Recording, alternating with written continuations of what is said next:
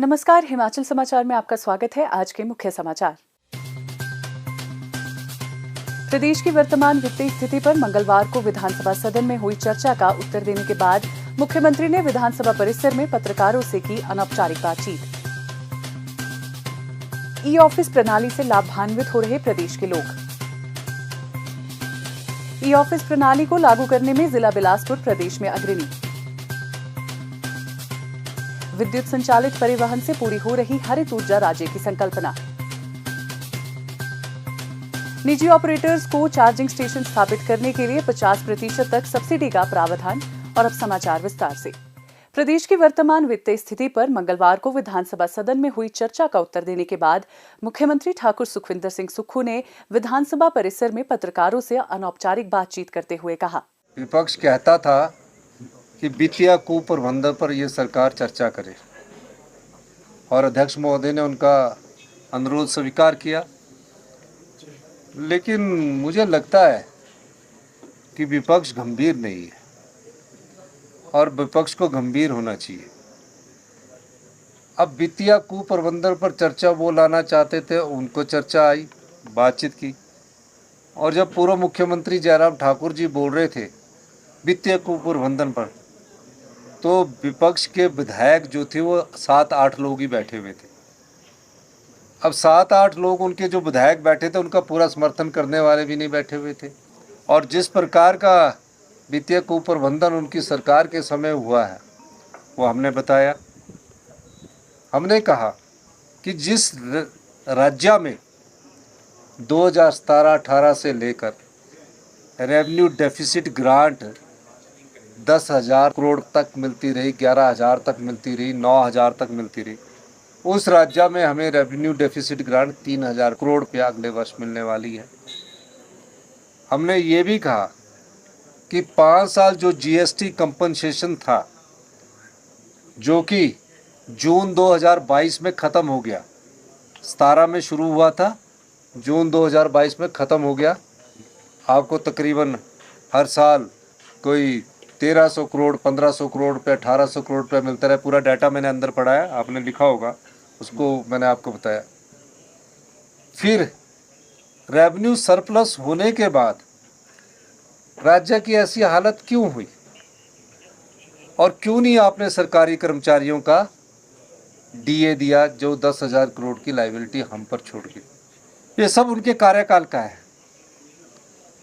11 दिसंबर 2022 को हिमाचल प्रदेश में कांग्रेस की सरकार बनती है, वित्तीय स्थिति को देखती है।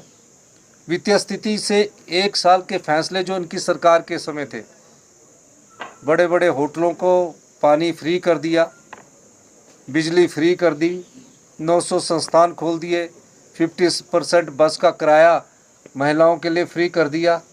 कहा कि हमें तो चुनाव जीतना है और चुनाव जीतने के संदर्भ में जो भी फैसले किए गए, पूरी अर्थव्यवस्था का बेड़ा गर्क करने में ये पिछली सरकार ने कोई कुताही नहीं बरती।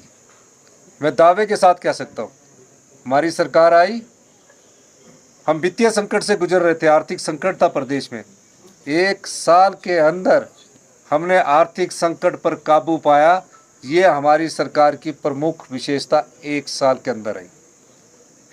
और उसके बाद आपदा आई प्रदेश में, आपदा से हम निपटे। नीति आयोग ने हमारी प्रशंसा की।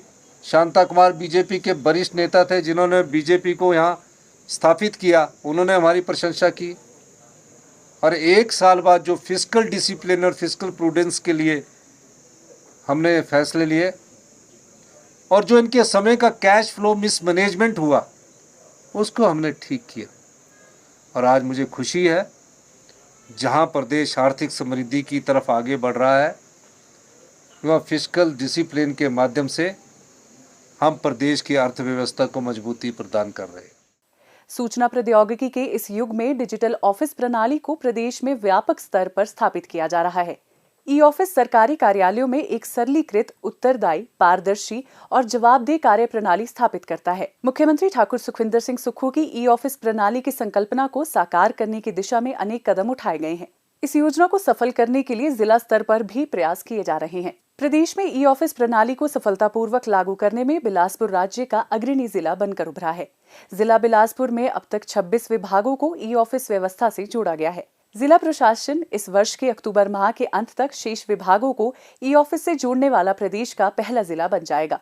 इस पहल के अंतर्गत ई ऑफिस व्यवस्था लागू होने से अब तक केवल उपायुक्त कार्यालय में ही 5175 ई फाइल्स बनाई गई हैं, जबकि 89,552 ई फाइल्स को स्थानांतरित किया गया है और 25,955 ई रसीदें बनाई गई है। इसके अतिरिक्त 11,22,020 ई रसीदें अब तक स्थानांतरित की गई हैं। इस पहल को अपनाते हुए सभी उपमंडल कार्यालय और खंड विकास कार्यालय भी ई ऑफिस प्रणाली का हिस्सा बन रहे हैं। ई ऑफिस एक डिजिटल वर्क प्लेस सॉल्यूशन है।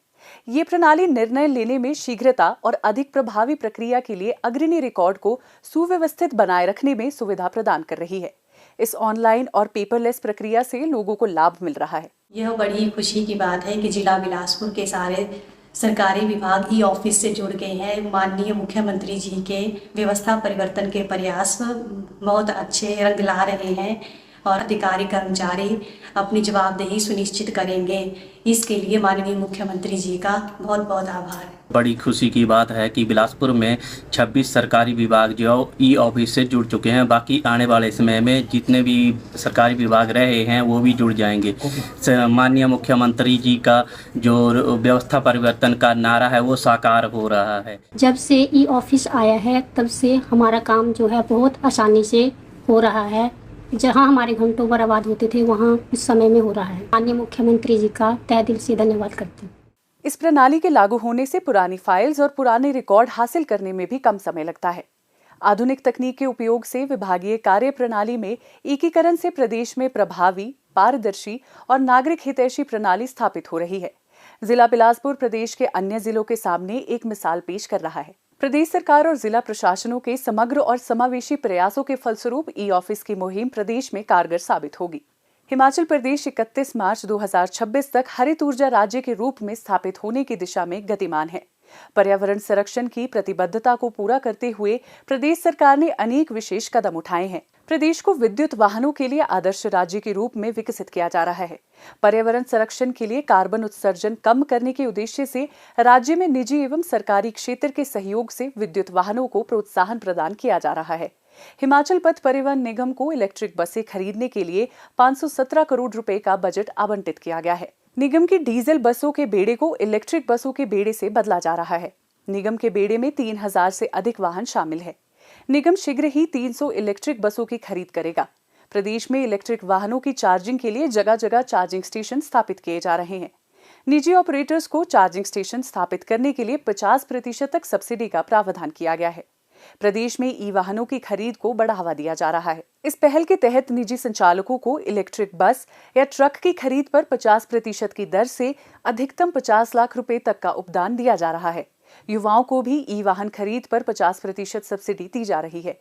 प्रदेश में राष्ट्रीय एवं राज्य उच्च मार्गों को विद्युत वाहनों के माध्यम से 6 ग्रीन कॉरिडोर के रूप में विकसित किया गया है। सरकार के प्रदेश को हरित ऊर्जा राज्य के रूप में स्थापित करने के प्रयास निश्चित तौर पर हिमाचल को पर्यावरण हितैषी राज्य के रूप में स्थापित करेंगे। हिमाचल समाचार देखने के लिए सब्सक्राइब करें यूट्यूब चैनल हिमाचल समाचार, लाइक करें Facebook page information and public relations department Himachal Pradesh और सीएमओ हिमाचल, फॉलो करें एक्स @DPRHP और सीएमओ हिमाचल, फॉलो करें इंस्टाग्राम @DIPR हिमाचल और सीएमओ हिमाचल, विजिट करें वेबसाइट www.himachalpr.gov.in। इस अंक में इतना ही। कल फिर होगी मुलाकात। दीजिए इजाजत। नमस्कार।